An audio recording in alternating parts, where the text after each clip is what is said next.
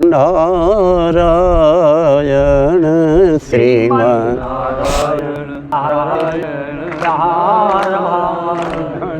શ્રીમન નારાયણ નારાયણ નારાયણ શ્રીમન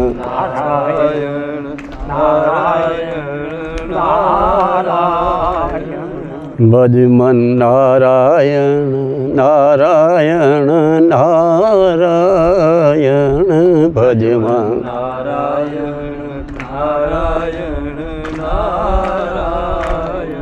ભજમન નારાયણ નારાયણ નારાયણ ભજમન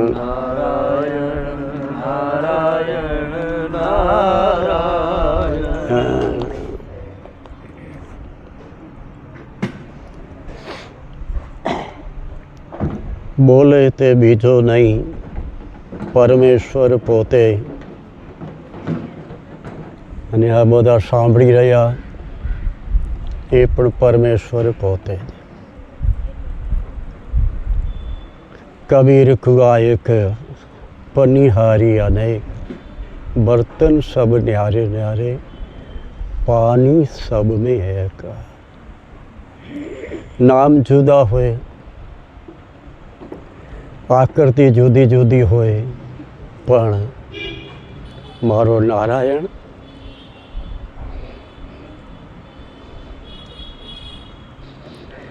સર્વની અંદર એક જ બિરાજમાન, એક જ તત્વ જે સર્વવ્યાપક. પણ તમે જે કોઈ શુભ વિચાર લઈને તમે અહીં આવેલા, સર્વને મારા વંદન. શાસ્ત્રો, પુરાણો, વેદો અને સંતો વારંવાર એ જ સૂચના કરે છે કે તમે કોણ છો. જ્યાં સુધી આપણે આપણા આત્માને એની સાથે જ્યાં સુધી ઓળખાણ નથી, ત્યાં સુધી આપણને માયા થોડી દુઃખ આપ્યા જ કરશે. માનવ જ્યારે સમજી જાય કે હું બ્રહ્મ સ્વરૂપ જ છું, તો માયા અળગી થઈ જશે.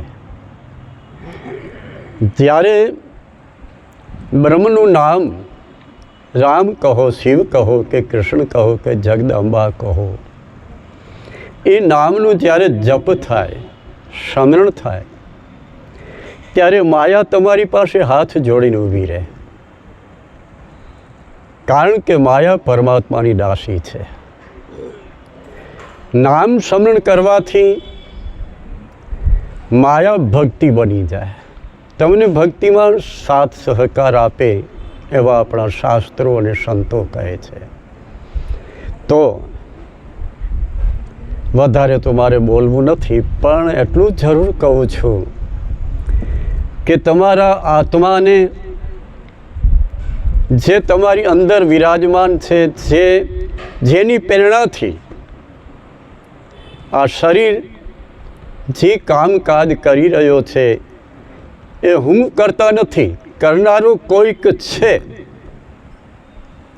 એવો ભાવ રાખવો. હું કોઈ પણ કાર્ય કરી શકું એવો છે જ નહીં. મારાથી શું થાય? પણ મારી અંદર જે ચેતન નારાયણ વિરાજમાન છે, એના પ્રભાવથી, એની પ્રેરણાથી હું કંઈક થોડુંક કાર્ય શુભ કરી રહ્યો છું. અને શુભ કાર્ય એટલા માટે જ કરવા કે જીવનમાં સતત આનંદ રહે. તમે કોઈ દિવસ કોઈ સારું કાર્ય કરશો તો તમને 1 મહિનો સુધી તો આનંદ રહેશે કે મેં આ કાર્ય કર્યું, પવિત્ર કાર્ય કર્યું, રામાયણ ભાગવત જગ્ન કર્યા, ગરીબોને દાન કર્યું. આટલું જો તમે થોડું થોડું કરતા હો તો તમારા જીવન, તમારું મન, તમારો આત્મા કાયમ પ્રસન્ન રહે, કાયમ પ્રસન્ન રહે. પણ જીવનની અંદર હરી ઈચ્છા ક્યારેક ઈચ્છાઓ હોય અને ઈચ્છા પૂર્ણ ન થાય તો ક્યારે ઉદાસ ન થવાનું. ક્યારે પણ તમારા જીવન, કારણ કે માનવની અનેક ઈચ્છાઓ છે, પણ એ ઈચ્છાઓ કોઈ પૂર્ણ ન થાય તો હરી ઈચ્છા, હરીને ન ભૂલો. દુઃખ આવે ચાહે સુખ આવે, સુખ દુઃખ કેવળ મનનું જ કારણ છે. આત્મા તો નિર્લોપ છે ને, એને કે સુખ કે દુઃખની કંઈ પડી નથી. આ શરીરને કંઈ સુખ દુઃખની પડી નથી. આ બધી ભાંજગણ મનની છે કે હું દુઃખી છું, હું સુખી છું. તો કહેવાનો મતલબ એ છે, ધીરે ધીરે એવી ઓળખાણ કરો કે મારી અંદર મારો નારાયણ વિરાજમાન છે, અને એ નારાયણના દર્શન કરવા માટે, એ નારાયણને પ્રગટ કરવાને માટે વહેલી સવારે પ્રભાતના સમયે થોડું ધ્યાન કરતા શીખો.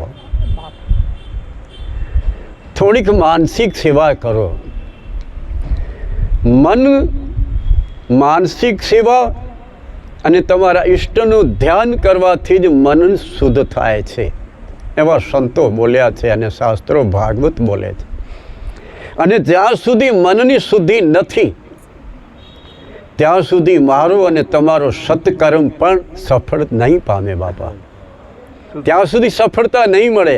સફળતા તો ત્યારે જ મળે જ્યારે મન શુદ્ધિ હોય ત્યારે. દક્ષનું મન અશુદ્ધ હતો, ઘણા મહાપુરુષો વિરાજમાન હતા, છતાં પણ માનવ મટી અને પશુ થયો, કારણ કે મન અશુદ્ધ હતો. મનની શુદ્ધતા હરિનામ સ્મરણથી, પરમાત્માના નામ સાથે એવી પ્રીતિ કરો. પરમાત્માને આ સંસારમાં, જગતમાં સગા સંબંધીઓ એ બધું સ્વાર્થી વ્યવહાર છે મારા બાપ. પણ નિસ્વાર્થ એક જ સંત અને એક જ પરમાત્મા, અને સંતો સિવાય કોઈ પણ નિસ્વાર્થ આ સંસારમાં છે જ નહીં.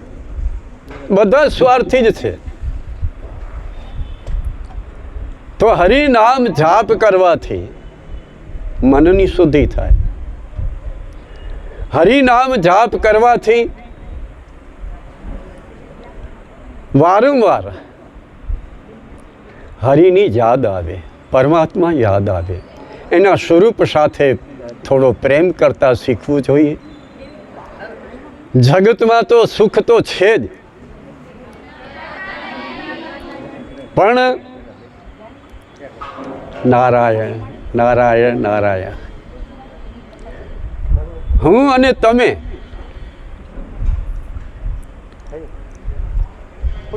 નારાયણ, હું અને તમે આપણે સુખ કોને માનીએ છીએ? આપણે કોને સુખ માનીએ છીએ? આ શરીરને એક સારો દંડલોપનો ગાદલો મળી જાય, તકિયા મળી જાય, માથે પંખા ફરતા હોય, ટીવી હોય, ફ્રીજ હોય, આવું બધું જો મળે તો આપણે એમ કહીએ કે હું સુખી છું. મારા 4 દીકરા 5 દીકરા, મારી પાસે 1.5 કરોડની ગાડી, મારા જેવો આ સંસારમાં છે જ કોણ? આ જે અહંકાર છે એ દુઃખનું કારણ છે. સુખ તો એને કહેવાય કે જે ઝૂંપડીમાં બેઠેલા હોય એની તમે આકૃતિ તો જોજો, એની આંખ તો જોજો પ્રેમથી કેટલી ભરેલી હોય છે. એની આકૃતિમાં કેટલો પ્રેમ અને ભાવ રહેલો હોય છે.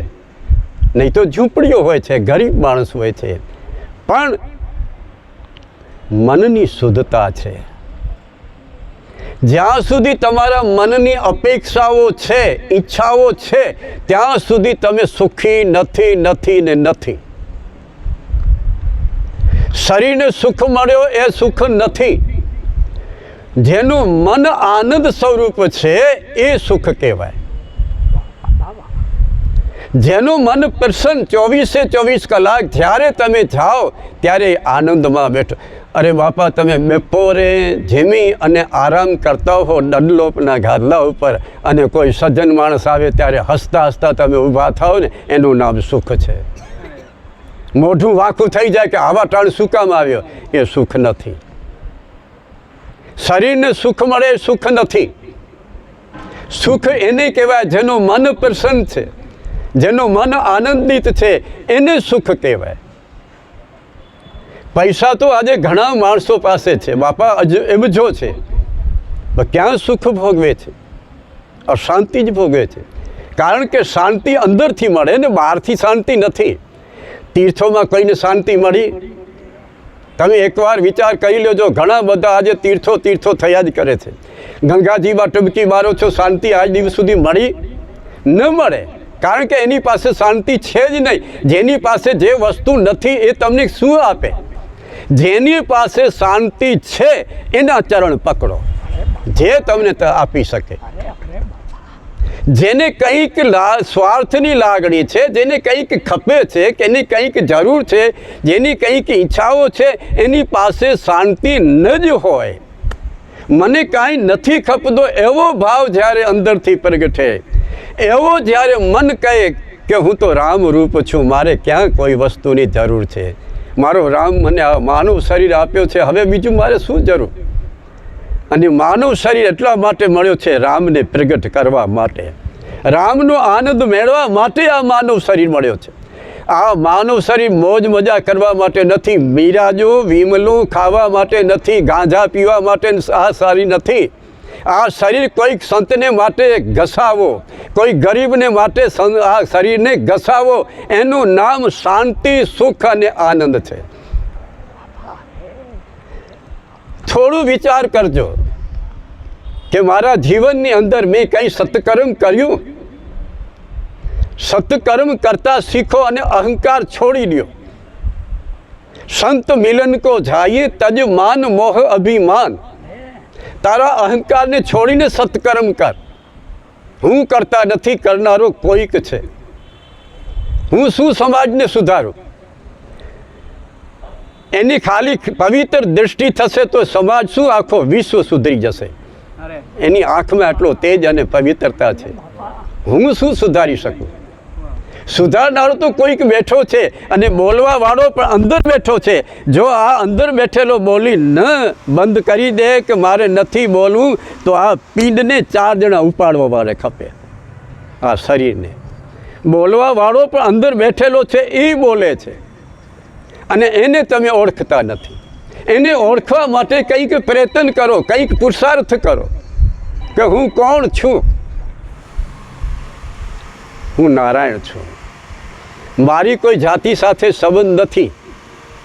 ચારણ છે, બ્રાહ્મણ છે, ક્ષત્રિયો છે, એ જાત નહીં. હું બ્રહ્મ સ્વરૂપ છું, એવા ભાવથી ભજન કરો.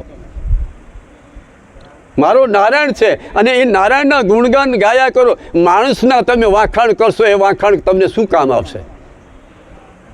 એકવાર જો પરમાત્માના નામનું સ્મરણ કરશો ને તો અનેક ગણું આનંદ મળશે. પણ માણસનું તમે વખાણ કરશો, તમને શું મળશે? ખાલી હાથ ઊંચો કરશે, બીજો શું કરે? તો મારા બાપ, જીવનને પવિત્ર કરવા માટે તમે તમારા મનને સમજાવો. તમે તમારા મનને શુદ્ધ કરવા માટે પ્રયત્ન કરો, પુરુષાર્થ કરો. જેનું મન શુદ્ધ છે, જેનું મન પવિત્ર છે, એ બાપા હાલતા ચાલતા તીર્થો છે. એ બધા સંતો તીર્થો છે મારા બાપ. બસ આટલું કહી મારી વાણીને વિરામ. જય સીતારામ, જય સીતારામ.